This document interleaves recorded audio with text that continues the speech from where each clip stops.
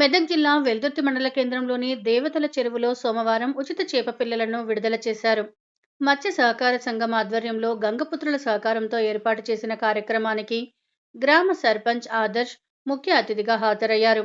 ఉచితంగా పంపిణీ చేసిన సుమారు 1,15,000 చేప పిల్లలను చెరువులో విడుదల చేశారు. ఈ సందర్భంగా గంగపుత్ర సంఘం నాయకులు మాట్లాడుతూ ప్రభుత్వం మత్స్యకారుల అభివృద్ధి కోసం ఉచితంగా చేప పిల్లలు పంపిణీ చేస్తోందని తెలిపారు.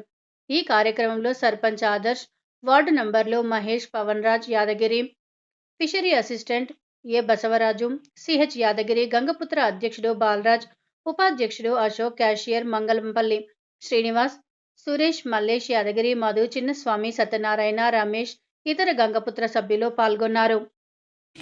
వెల్దుర్తి విలేజ్ వెల్దుర్తి మండల్లో దేవత చెరువులో 3 రకాల చేప పిల్లలు గవర్నమెంట్ పంపించారు.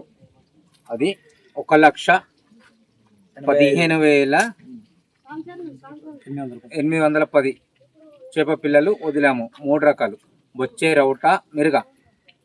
ఇది మాకు అంతా బాగుంది. చేప పిల్లలు చాలా పెద్దగా సైజులో వచ్చాయి.